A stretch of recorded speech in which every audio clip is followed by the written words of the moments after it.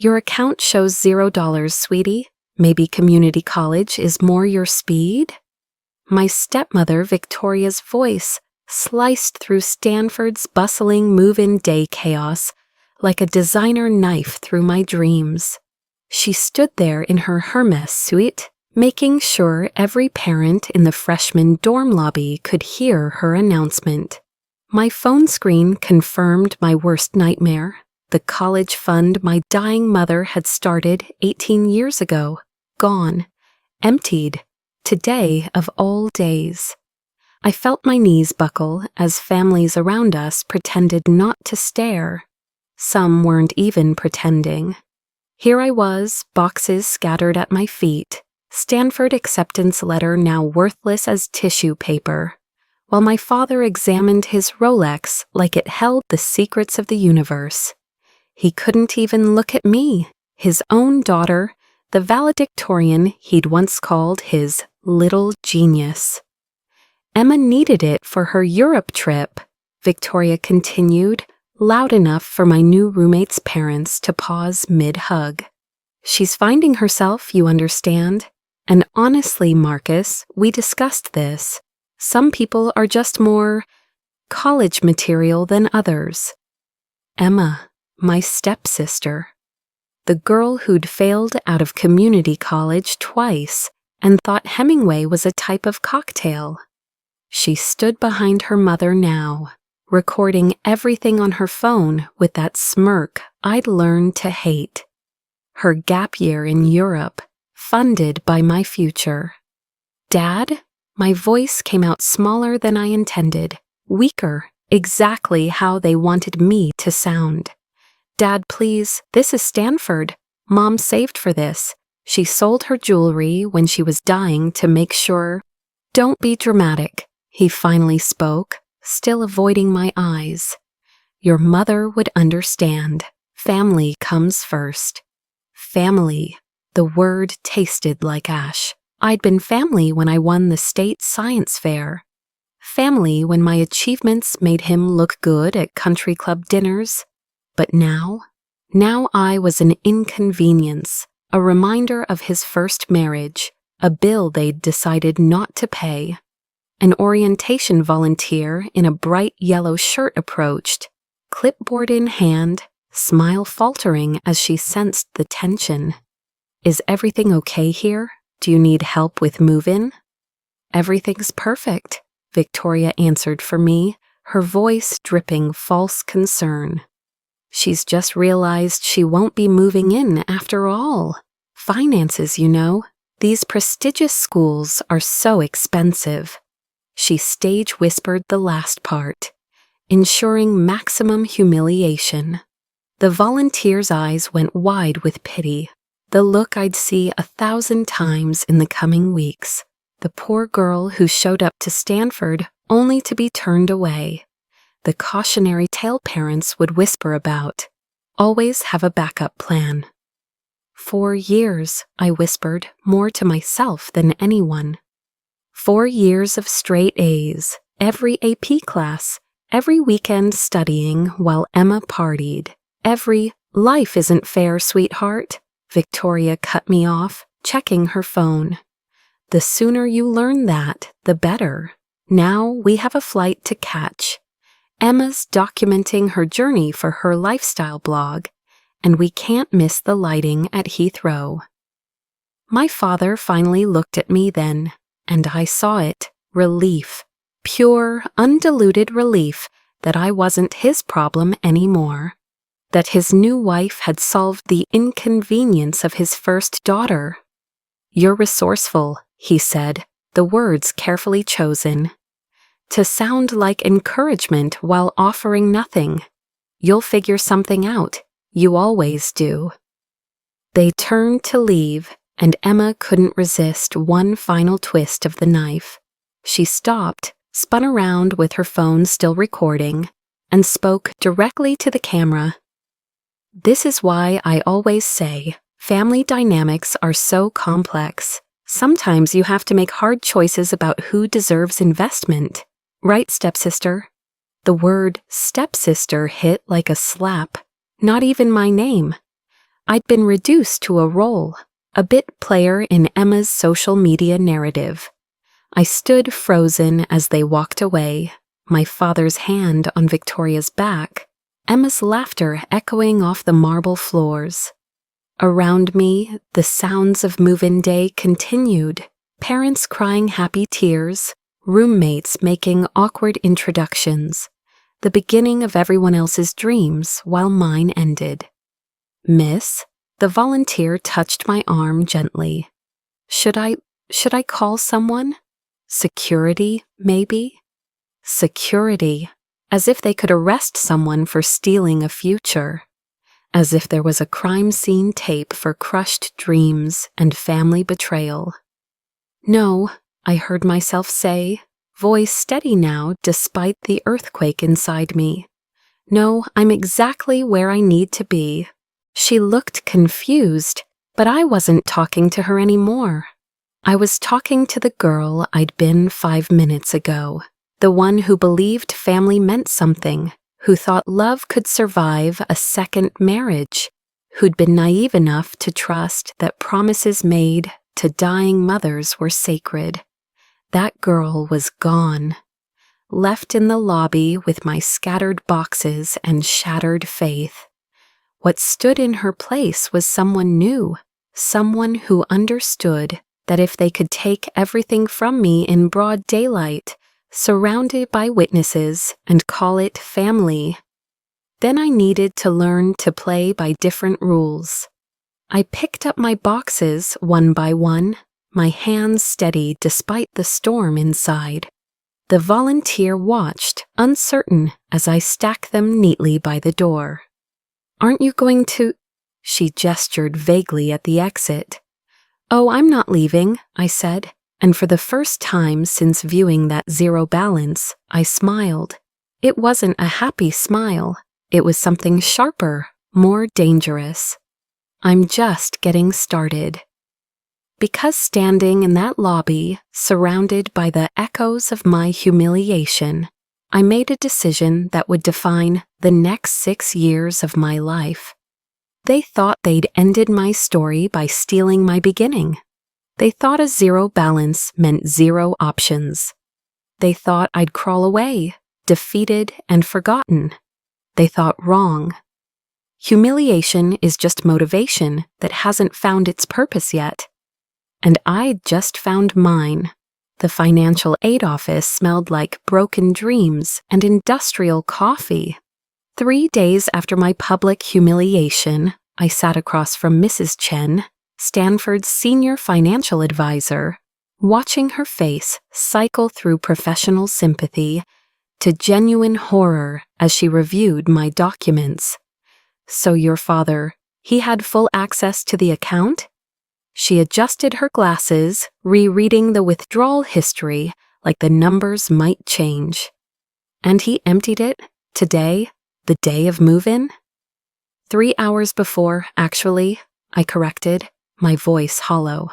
While I was driving here, car packed with everything I owned, singing along to my Stanford Dreams playlist.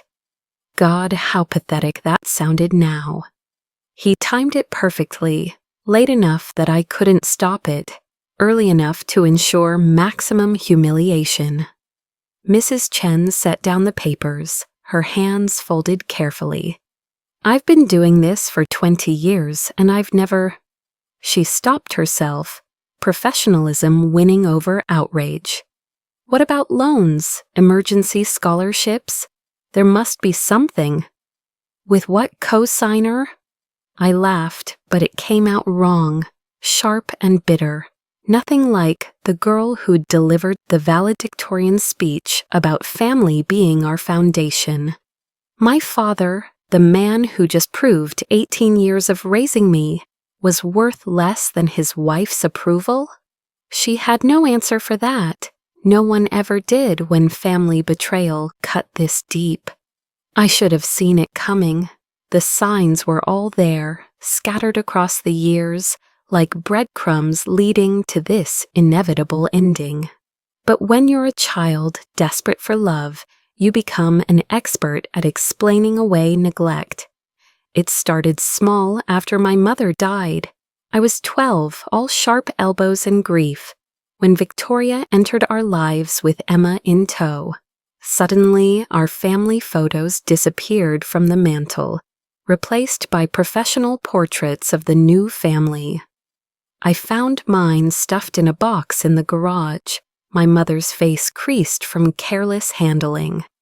"It's too painful for your father," Victoria had explained, her manicured hand on my shoulder, feeling more like a talon. "Seeing her everywhere. You understand, don't you? You're such a mature girl." Mature. That became my label, my curse. Mature meant I didn't need help with homework while Emma got private tutors. Mature meant I could handle making my own dinners while they went to Emma's dance recitals, the ones she quit after 3 weeks, just like piano and horse riding and painting classes. Mature meant I didn't complain when my bedroom was moved to the converted attic to give Emma a larger space for her anxiety.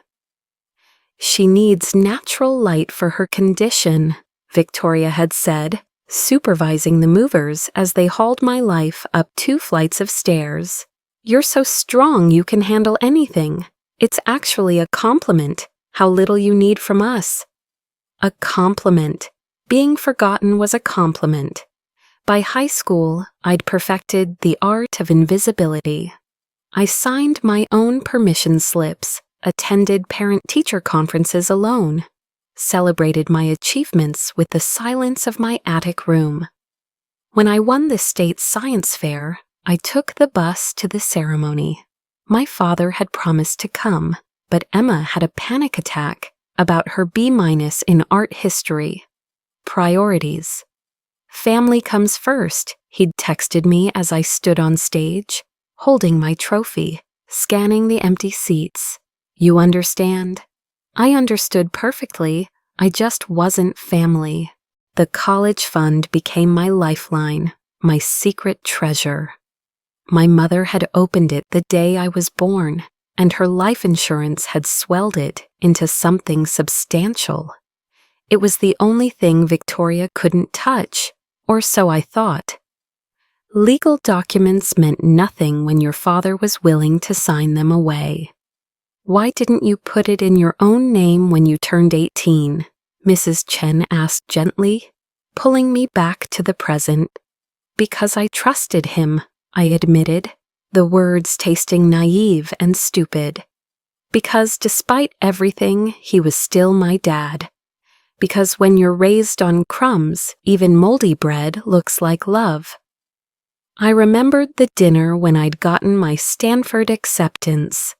I'd waited 3 days to tell them, choosing a moment when Emma was out with friends, hoping for once to have my father's full attention. I'd placed the letter next to his plate, my hands shaking with years of pent-up hope. "Stanford," he'd read aloud, and for a moment, one beautiful, fleeting moment, I saw pride flicker in his eyes, real pride. The kind I'd seen in old photos with my mother. Then Victoria's fork had clattered against her plate. "How wonderful," she'd said, her smile sharp as winter. Of course, we'll need to discuss the financial implications. Emma's been thinking about college, too, in Europe. The experience would be so broadening for her art. Emma's art. The girl who thought Monet was a type of perfume. That night, I'd heard them arguing through the walls, not about whether to support me. That was never in question. They argued about how to break it to me, how to make it seem reasonable that Emma's vague European dreams trumped my concrete Stanford acceptance. "She's resourceful," Victoria had said. "She'll find another way. She always does.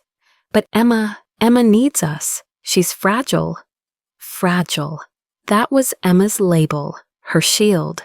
Fragile meant she got therapists and spa days for her stress. Fragile meant her failures were symptoms, not choices. Fragile meant she deserved the money my dying mother had saved, coin by coin, dream by dream. I was never supposed to make it this far, I told Mrs. Chen, gathering my useless documents. In their story, I was the practice child, the rough draft before the real daughter came along. Standing here, accepted to Stanford, proving I was worth something, it broke their narrative, so they broke me instead. This isn't over, Mrs. Chen insisted, but we both knew it was. There are legal options. You could sue. With what money? Against my father's corporate lawyers? I stood, my legs surprisingly steady. No, they want me to fight dirty. They want me to become the bitter, grasping stepdaughter they've painted me as. That's not who I am. Then who are you? She asked, and I could tell she genuinely wanted to know. Who was this girl who could sit here, dreams shattered, and still refuse to break? I thought about it for a long moment, then smiled. Not the sharp smile from the lobby, but something quieter, more dangerous. I'm someone who learned that family isn't about blood or promises or dying wishes, I said, moving toward the door. Family is about who shows up. And I've been showing up for myself since I was 12 years old. I'm just about to get much better at it. As I left her office, I passed a bulletin board covered in scholarship announcements, work-study programs, success stories of students who'd overcome impossible odds. Once, I would have seen hope there. Now I saw something else, weapons, tools. 100 different ways to build something from nothing. Because that's what being forgotten teaches you, how to remember yourself when no one else will. The opposite of love isn't hate, it's indifference. And I'd been dying of indifference for 6 years. Rock bottom has a sound. It's not dramatic like you'd think. No shattering glass or screaming matches. It's quieter. It's the hollow echo of your voice in an empty dorm room at 2 a.m., begging your father to reconsider while your roommate pretends to sleep 3 feet away. Please, I whispered into my phone, hunched in the corner like shame could make me smaller. Just this semester, I'll work 3 jobs. I'll pay you back. Dad, please, Mom would have wanted. Don't. His voice cut through the darkness, sharp with irritation. Don't you dare use your mother to manipulate me. Victoria's right. You've been playing the orphan card for too long. The orphan card. As if grief was a game I'd chosen to play. In the background I heard them, the sounds of my replacement family. Emma laughing at something on TV. Victoria asking if he wanted more wine. The clink of glasses, comfortable domesticity, the warmth I'd never feel again. I'm not asking for the whole fund, I tried again, my dignity shredding with every word. Just enough to... Enough, he snapped, and then I heard Victoria murmur something soothing to him. To him. You're being selfish. Emma's therapy, her treatments, her opportunities, these things cost money, real money. Not everyone can just excel their way through life like you. Excel. He said it like an accusation, like my achievements were weapons I'd wielded against them. She's posting Instagram stories from Paris right now, I said quietly. Shopping on the Champs-Élysées with my college fund. How is that therapy? You're watching her social media? Victoria's voice suddenly, speakerphone. Of course, they were treating this like a conference call. My begging, a family meeting. Marcus, I told you she was obsessed with Emma. This jealousy is exactly why we had to make hard choices. I'm not jealous, I protested, but even I could hear how it sounded. The desperate stepdaughter, envious of the real child. I'm just asking for what's mine. Yours? My father laughed, ugly and unfamiliar. You want to talk about ownership? That money came from my household, my marriage, my decisions. You're 18 now, an adult. Time to act like one. By giving up Stanford, my voice cracked. By throwing away everything I've worked for? By accepting reality, Victoria interjected, her therapist voice in full effect. Not everyone is meant for the Ivy League, sweetie. There's no shame in community college, or perhaps a gap year to find yourself, work on these resentment issues, find myself, like I was the one who was lost. I know exactly who I am, I said, surprising myself with the steadiness in my voice. I'm the girl who stayed up until 3 a.m. tutoring Emma in basic algebra, which she failed anyway. I'm the daughter who made her own birthday cakes because you forgot, every year after Mom died. I'm the one who didn't tell anyone when Victoria accidentally donated my mother's wedding dress to Goodwill. I found it, you know. Bought it back with my babysitting money. It's hanging in my closet right now. Silence, the kind that told me I'd crossed a line by remembering too accurately. You're emotional, my father finally said, his CEO voice clicking into place. Call us when you're ready to have an adult conversation about realistic options. Realistic options? I stood up, my roommate giving up the pretense of sleep to stare. You mean accepting that you chose them? That you'll always choose them? I'm hanging up now, he said, tired, not of the situation, of me. Victoria thinks we all think some distance might be healthy. Give you perspective. Wait. But the line was already dead. I stared at my phone, at the call log showing 17 attempts over 3 days. 17 times I degraded myself, begged for scraps, promised to shrink myself small enough to fit into their lives. My roommate Jessica sat up. I'm so sorry, she whispered. I can't even imagine. Don't, I said softly. Please don't feel sorry for me. Because in that moment, something crystallized, sitting on that standard issue dorm bed, surrounded by other people's families' care packages and photos. I finally understood something my mother had tried to teach me before the cancer took her voice. The best revenge is a life well lived, she'd whispered, machines beeping around us. But baby, sometimes you need to define well lived for yourself. I'd thought she meant forgiveness, healing, moving on. But maybe she meant something else. Maybe she meant that when someone steals your foundation, you don't beg for it back. You build a new one, better, stronger, so magnificent they'll spend their lives wondering how they ever thought you'd crumble. I opened my laptop, the Stanford login screen mocking me with its promises. But behind it, minimized, was something else. A business competition I'd bookmarked weeks ago. First prize, $50,000. Enough for a semester, maybe 2 if I was careful. What are you doing? Jessica asked as I began typing furiously. Applying for internships? She guessed. Scholarships?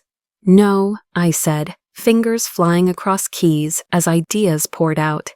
I'm done asking for permission to exist, done begging for what was already mine. You know what Victoria loves saying? That I'm resourceful, that I always figure it out. I pulled up market research, competitor analysis, started sketching out a business model I'd been daydreaming about for years. A financial planning app specifically for students whose families had failed them. For the forgotten ones, the disposable daughters, the kids who learned to forge signatures before they learned to drive. She's right, I continued, adrenaline replacing despair. I am resourceful, but they have no idea how resourceful I'm about to become. You're scaring me a little, Jessica admitted, but she was smiling. In a good way, like inspirational montage kind of way. I looked at her, really looked at her. Have your parents ever made you feel like you were too much and not enough at the same time? Her smile faltered. Every holiday since they divorced. Then this is for you too, I said, turning my screen toward her. For all of us, the ones who show up to college with emotional baggage instead of parental support. We're going to build something they can't take away. That night, I worked until sunrise, not on begging, not on crying, not on trying to understand why a father could look at his daughter and see a bill instead of a blessing. I worked on becoming everything they said I already was. Too independent, too ambitious, too much. By morning, I'd submitted my first business proposal. By afternoon, I'd scheduled 3 meetings with potential mentors. By evening, I'd received my first rejection, and instead of crying, I revised and resubmitted. Because that's what that phone call taught me. They hadn't just taken my college fund, they'd taken my last excuse to stay small. To wait for rescue. To believe that family meant blood instead of choice. I texted my father one last time. Thank you for the clarity. No response needed. Then I blocked his number, Victoria's too. Emma's entire social media existence, erased from my feeds like the family photos they'd hidden in the garage. I stopped needing closure that night. I started needing victory. Success doesn't announce itself with trumpets. It starts with 4 a.m. alarms in a dorm room, empty coffee cups forming a fortress around your laptop, and a business registration filed under your mother's maiden name, Chen. Alexandra Chen. The name felt like armor, like permission to become someone entirely new. You're literally living on ramen and ambition, Jessica observed one morning, finding me passed out over quarterly projections, my face imprinted with keyboard marks. When did you last see sunlight? Sunlight is for people with trust funds, I mumbled, stretching muscles that had forgotten what movement felt like. I'm photosynthesizing on pure spite. She wasn't wrong. While my former classmates joined sororities and debated spring break destinations, I built an empire from a twin XL bed. My business model was deceptively simple. A financial planning app called NextGen that helped students navigate college without parental support. But simple didn't mean easy. The first 6 months were brutal. I attended classes like a ghost, just enough to maintain my scholarship. Yes, I'd managed to secure partial funding through an essay about overcoming family challenges. The irony wasn't lost on me. Professors thought I was struggling. They had no idea I was soaring, just in a different stratosphere. Why the secrecy? My computer science partner, David, asked after I'd deflected yet another question about my weekend plans. You're building something incredible. Why hide it? I thought about Emma's Instagram stories, now showcasing her artistic journey through Italy. Each photo tagged Ajakar blessed life or family support. Last week, she'd posted a picture of a Gucci bag with the caption, Daddy says I deserve beautiful things. The bag cost more than my food budget for the entire semester. Because noise attracts attention, I told David, and attention invites sabotage. I'm not hiding, I'm building. By sophomore year, NextGen had quietly accumulated 10,000 users. Word spread through whisper networks, foster kids aging out, first-generation students, children of addicts, anyone who'd ever been told, figure it out yourself, by the people supposed to love them. We were the invisible ones, and I gave us tools to become undeniable. The beautiful irony revealed itself during a market analysis meeting with my advisor, Professor Martinez. Your main competitor would be established firms like Morrison Financial, he said, pulling up their website. They've got the trusted family services market locked down. Morrison Financial, my father's company, the kingdom built on family values and generational wealth protection. I stared at their mission statement, protecting what matters most, your family's future, and almost laughed at the cosmic joke. What's their weakness? I asked, voice carefully neutral. They're dinosaurs, Professor Martinez shrugged. Still pushing traditional models, assuming every client has a nuclear family structure. They can't pivot to serve non-traditional situations. Too much infrastructure, too much ideology. Too much ideology. Like believing some children deserved futures while others deserved abandonment. I pivoted next-gen to target exactly what Morrison Financial ignored. The complicated, the messy, the unconventional, single parents, emancipated minors, student veterans, anyone who couldn't walk into a marble lobby and talk about their family's portfolio. By junior year, I was CEO of a company valued at $2 million, and nobody in my old life knew. I'd legally changed my professional name, built a team of brilliant misfits who understood our mission, and watched our user base explode to 100,000 Tarub.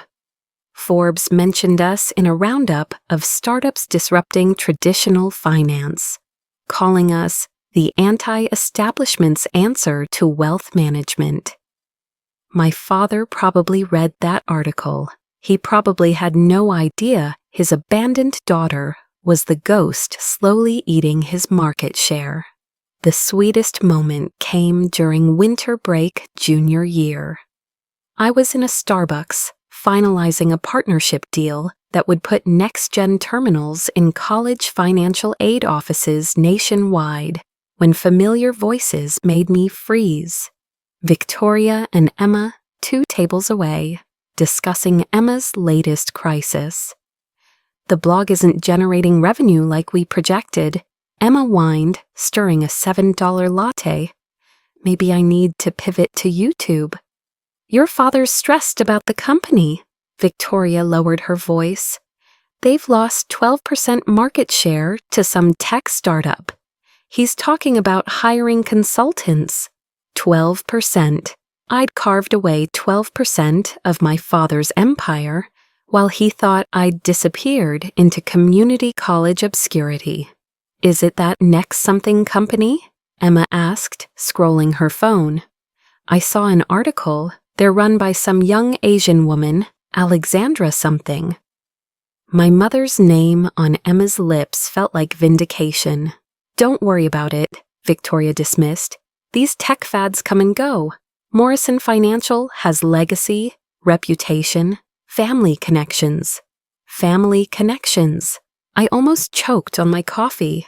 I bent deeper over my laptop, letting my hair curtain my face. They walked past without a glance. Why would they recognize me? I'd learned to be invisible in their house. Now I was using that superpower to dismantle everything they held dear. By senior year, NextGen was worth $50 million. We'd partnered with universities, nonprofits, even government programs. My team had grown to 50 employees, all chosen for their brilliance and their understanding of what it meant to build your own safety net. You know what I love about our origin story? My COO, Marcus, yes, the irony of the name wasn't lost on me, said during our IPO planning meeting. We didn't disrupt the industry to get rich. We did it because they left us no choice. That was the truth Victoria and my father never understood. They thought taking my college fund would make me smaller, more manageable, grateful for scraps. Instead, They'd freed me from the last chain holding me to their world. While Emma posted photos of her 5th gap year, still finding herself on my mother's money, I'd found myself in boardrooms and pitch meetings. While my father hired consultants to figure out where his traditional clients were disappearing to, I was building the future those clients actually wanted. The night before graduation, I stood in my dorm room, the same one where I'd made that first desperate phone call, where I'd chosen building over begging. 4 years of work surrounded me, awards, press clippings, letters from users whose lives we'd changed. Jessica found me there, nostalgic and uncharacteristically sentimental. "You did it," she said simply. "You actually did it." "Did what?" I asked, though I knew what she meant. "Became untouchable," she said. "They can't hurt you anymore." I thought about that word, untouchable. It wasn't quite right. I wasn't untouchable because I'd built walls. I was untouchable because I'd built something bigger than their ability to destroy. "You know what the best part is?" I told her, sealing the last box of college memories. "They still don't know. My father is losing his legacy to a ghost he created. Victoria's watching their empire crumble and blaming market forces. Emma's still waiting for her trust fund to refill, not realizing the well is running dry." "And you?" Jessica asked. "What are you?" I smiled, thinking of tomorrow's graduation, where I'd walk across that stage as Alexandra Chen, summa cum laude, CEO, proof that families can't break what they didn't build. "I'm exactly what they said I was," I answered. "Too independent, too ambitious, too much. Turns out that's exactly enough. Success is the quietest revenge. It doesn't knock, it simply arrives and takes everything." The invitation arrived on ivory cardstock, so thick it could have been armor. Morrison Financial cordially invites you to celebrate 30 years of protecting family futures. The bitter poetry of it, being invited to commemorate the company built on family values by the family who'd erased me. They have no idea they just invited their own executioner, Marcus, my COO, said when I showed him the invitation. They'd requested Alexandra Chen, CEO of Next Gen Financial, to deliver the keynote on innovation in family financial planning. Family financial planning, from the girl whose family had financially abandoned her. "You're not actually going?" David asked during our strategy meeting. "It's like walking into the lion's den." "No," I corrected, studying my father's signature on the invitation, the same signature that had signed away my future. "It's like walking into my own boardroom. They just don't know it yet." For 6 years, I'd been Alexandra Chen in every professional setting. The name had become my truth, my strength. But tonight, I would be both, the daughter they'd discarded and the woman who'd built an empire from their neglect. I dressed carefully for the gala, not in the desperate to impress cocktail dress of a forgotten daughter, but in the understated elegance of a CEO who could buy and sell their approval. My mother's pearl necklace, the one piece Victoria hadn't managed to donate, rested against my throat like a promise kept. The Morrison Financial Building glowed with anniversary glamour. 30 years of success, the banners proclaimed. A legacy of trust.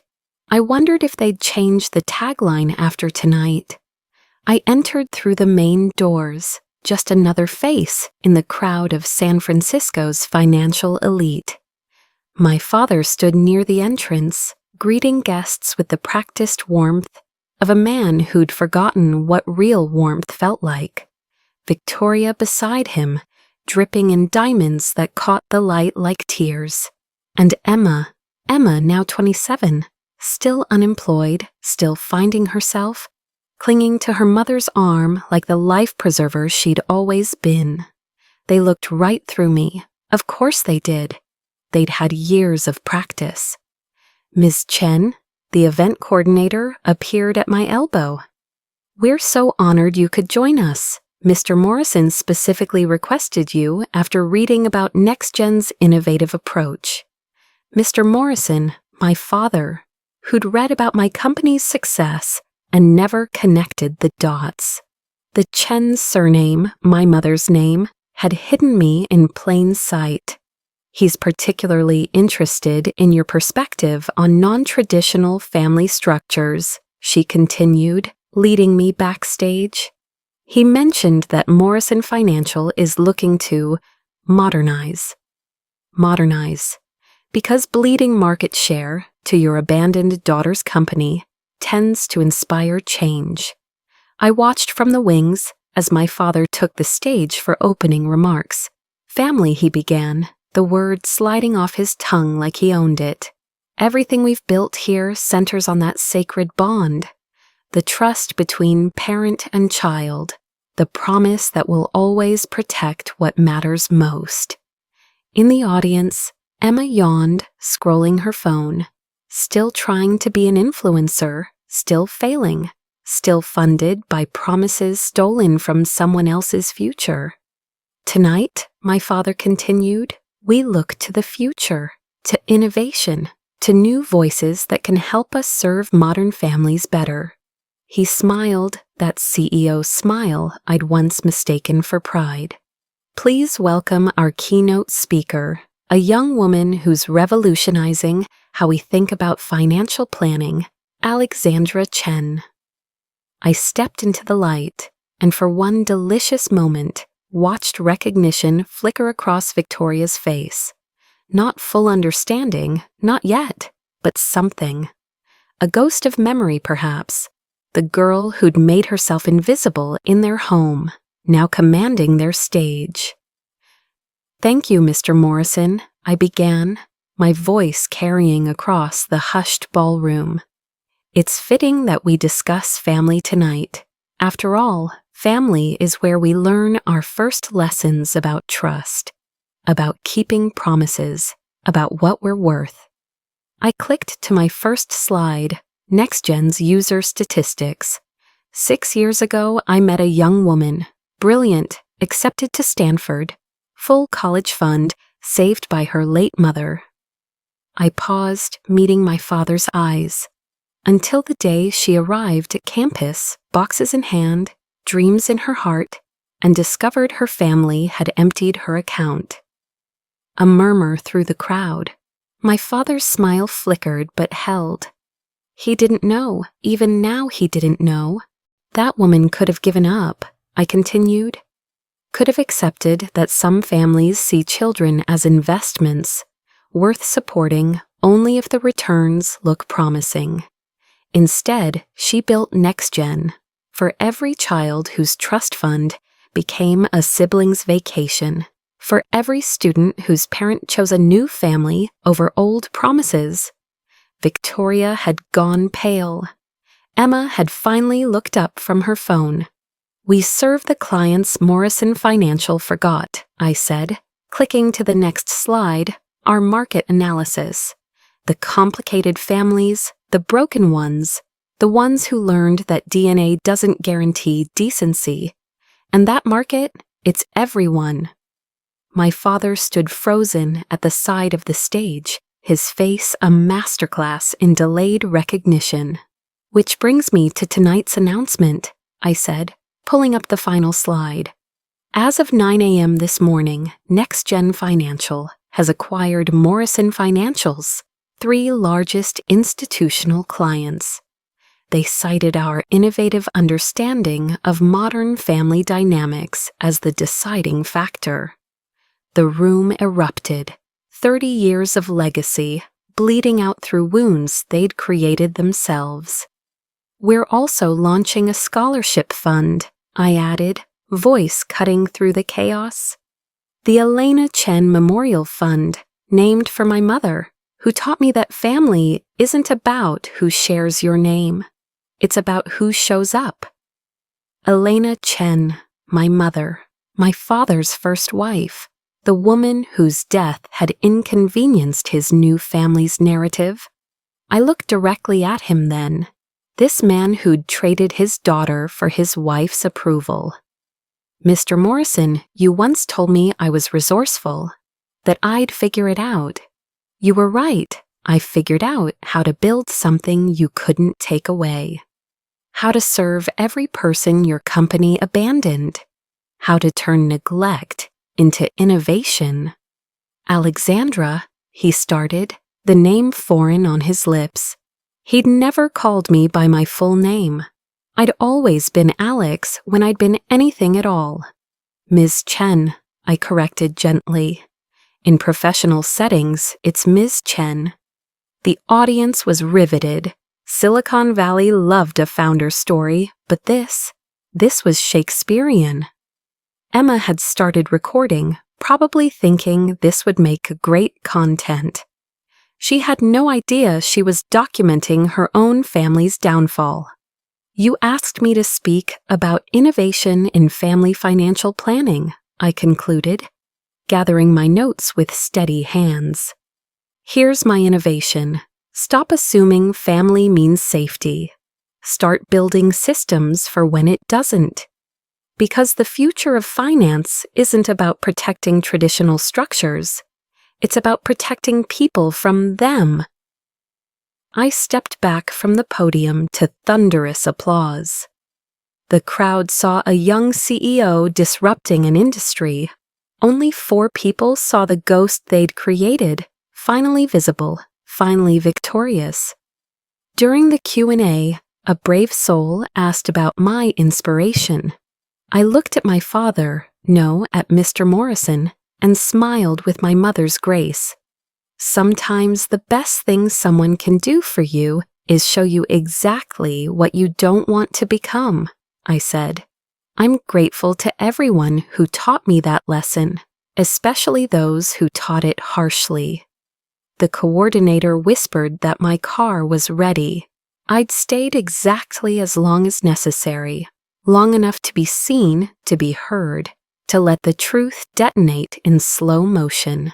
As I gathered my things, Victoria intercepted me by the exit, Emma trailing behind like a lost shadow. You vindictive little, she started, but I raised a hand. Careful, I said quietly. Defamation laws are tricky. Besides, I haven't said anything untrue. I built a company. You built a narrative.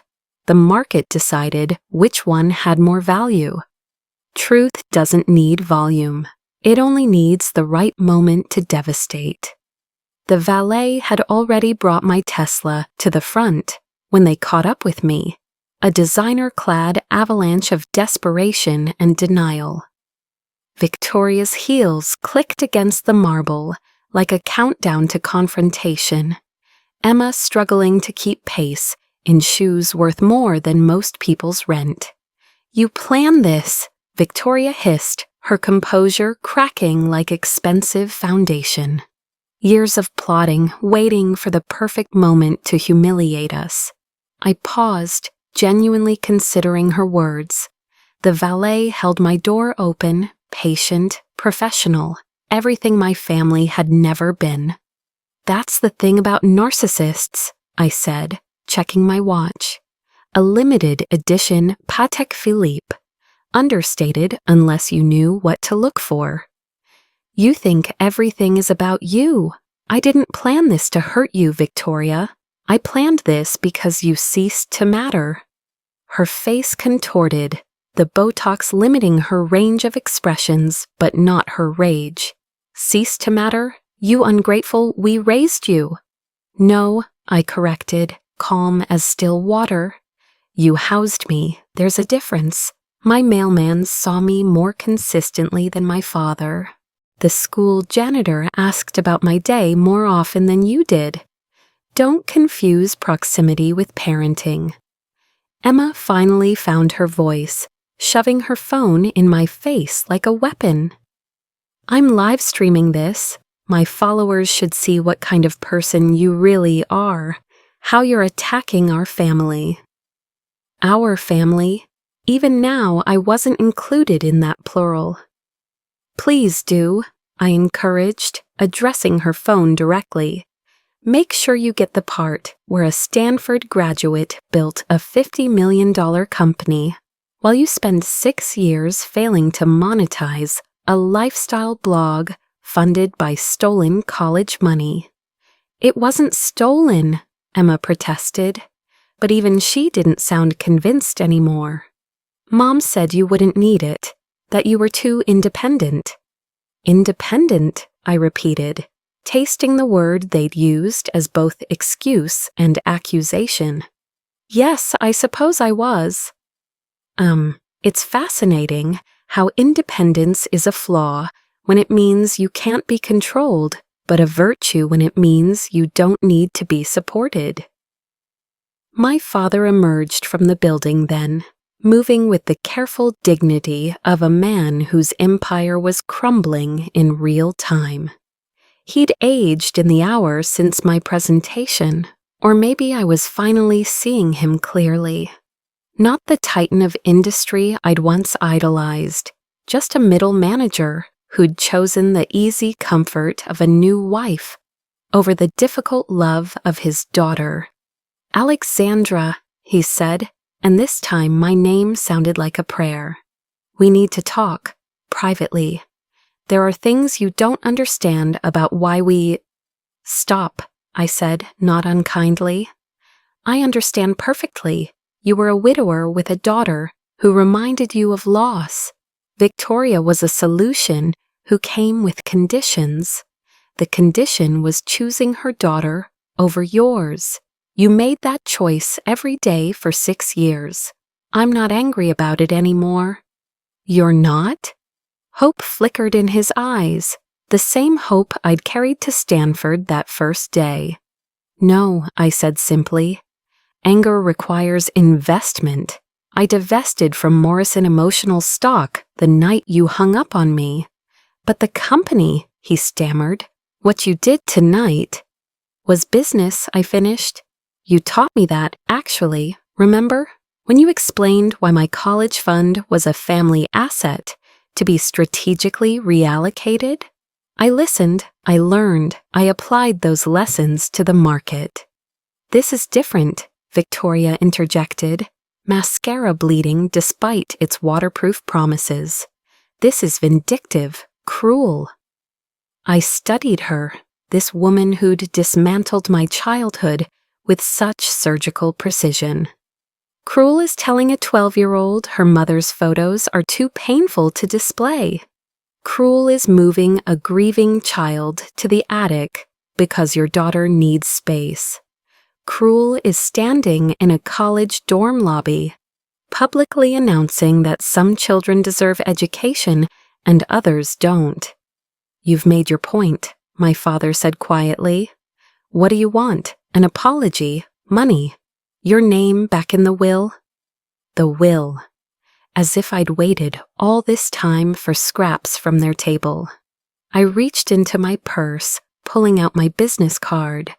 Simple, elegant, Alexandra Chen, CEO in raised letters. My mother's name, my mother's daughter. I want you to understand something, I said, handing him the card. I don't need your apology. I don't want your money. I created more wealth in 6 years than you did in 30, and I did it without sacrificing anyone's future for my comfort. He stared at the card like it might explain how we'd gotten here, how his abandoned daughter had become his industry's nightmare. If you need financial consulting, I added, echoing what I'd said inside, we do offer family discounts. Though I should warn you, our definition of family is based on behavior, not DNA. Emma had stopped recording, her phone hanging limp at her side. So what happens now? She asked, and for the first time in years, she sounded genuinely curious rather than entitled. You destroy us and ride off into the sunset? I don't need to destroy you, I said, sliding into my car. You're destroying yourselves, have been for years. I just stopped cushioning your fall. The valet closed my door with professional efficiency, but I powered down the window for one last exchange. For what it's worth, I told them, this trio who'd once been my entire world, I'm grateful.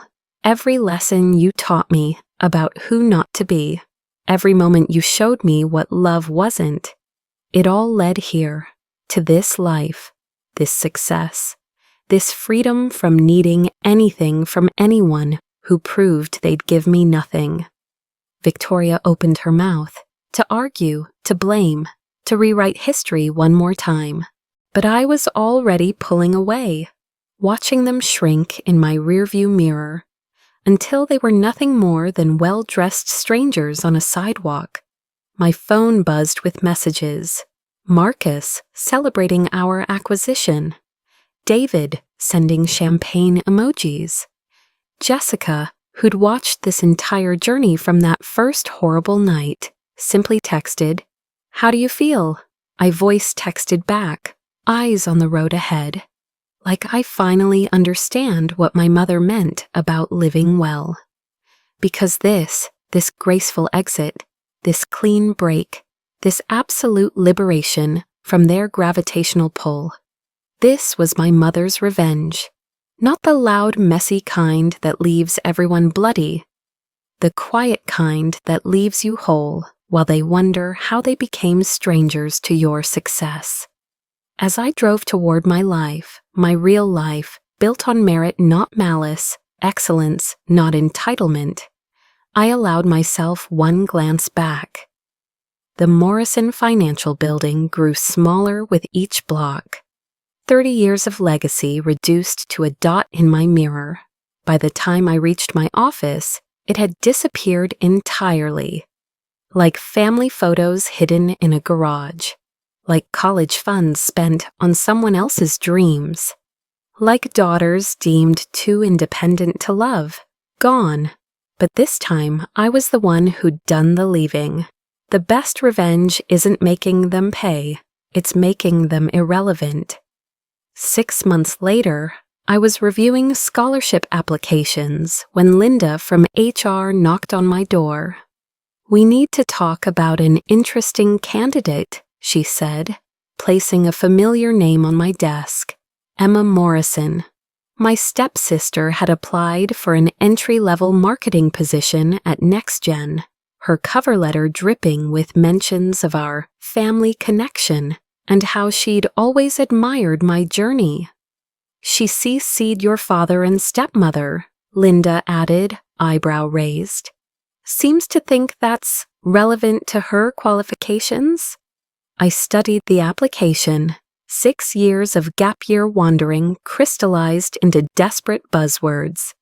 Social media influence translated to 2,000 Instagram followers, mostly bots. European cultural immersion meant shopping in Paris on my mother's money. Family business experience was watching her mother manipulate my father into funding her failures. "Process it like any other," I instructed, forwarding it with a simple note. "Evaluate based on merit alone." She didn't make it past the initial screening. Her rejection letter was automated, impersonal. Exactly what she deserved. Nothing more, nothing less. 2 weeks later, the news broke. Morrison Financial had filed for Chapter 11 bankruptcy. 30 years of legacy dissolved in paperwork and shame. The financial press called it a failure to adapt, but I knew better. It was a failure to value the right things, to invest in the right people, to understand that you can't build a foundation on someone else's ruins. My phone rang that afternoon. Unknown number, but I recognized the exhausted breathing before he even spoke. "I need help," my father said, each word costing him more than my entire college education had been worth to him. "The lawyers say if we restructure, if we modernize, maybe Mr. Morrison, I interrupted gently, using his formal name like a boundary. NextGen doesn't consult for companies in bankruptcy proceedings. It's a liability issue. Alex, please. The nickname felt strange now, like wearing shoes that no longer fit. I'm not calling as a client, I'm calling as your father. Are you? I asked, genuinely curious. Because fathers typically don't need to announce that relationship. It's usually evident.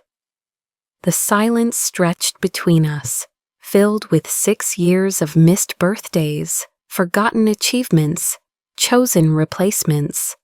I could buy you out, I offered finally. Fold Morrison Financial into NextGen. Your clients would be protected, your employees would keep their jobs. The Morrison name would disappear, but the people would survive. Under your mother's name, he said, understanding the poetry of it. Under the name of someone who kept her promises, I corrected, even while dying, even when it would have been easier to give up. He agreed, of course. What choice did he have? The contracts were signed within days, the acquisition announced as a strategic merger. I gave him a position, consultant, mid-level, the kind of role where he'd have to earn respect rather than inherit it. Victoria raged, of course, called me vindictive, cruel, threatened lawsuits she couldn't afford. But Emma surprised me. She sent a simple text. I get it now. What we took. What it cost you. I'm sorry. I didn't respond. Some apologies come too late to matter, arriving only when the apologizer needs something. But I saved it. A small proof that even the lost can sometimes find clarity in consequences. The Alexandra Chen Memorial Fund launched that spring on what would have been my mother's 50th birthday. 50 full scholarships for students whose families had failed them through abandonment, addiction, abuse, or simple indifference. The reception was small, intimate, filled with young faces who understood that family was a verb, not just a noun. Why anonymously? A reporter asked, noting that my name appeared nowhere on the fund's materials. Most philanthropists want recognition. Because it's not about me, I explained, watching our first scholarship recipient, a foster kid heading to MIT, clutch her acceptance letter like a lifeline. It's about them, about proving that where you come from doesn't determine where you're going. Later that night, alone in my office overlooking the city, I found myself thinking about revenge. Not the burning kind I'd fantasized about in that Stanford dorm room, not even the refined kind I'd executed with such precision, but the final kind, the kind where revenge transforms into something else entirely.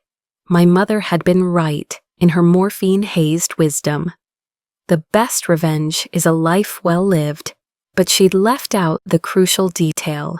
That well-lived doesn't mean perfectly planned or vindictively executed. It means building something beautiful from broken pieces. It means becoming someone who doesn't need revenge anymore because you're too busy creating value to destroy it. I pulled up Emma's Instagram one last time. She'd pivoted again, life coaching now, selling courses on overcoming privilege guilt. The irony was perfect. Victoria had started a blog about navigating family estrangement, painting herself as the victim of an ungrateful stepdaughter's success. My father went to work every day, reporting to people half his age, learning humility one spreadsheet at a time. They were all surviving in their way, smaller, humbler, but surviving. And despite everything, I found I didn't want them destroyed. Destruction would have made me like them, someone who built their happiness on others' misery. My assistant knocked, reminding me about dinner with the board. We were planning our next expansion, financial literacy programs for high schools, partnerships with foster care systems, innovations Victoria would have called bleeding heart nonsense. As I gathered my things, my phone buzzed with our daily user report. 500,000 people now used NextGen.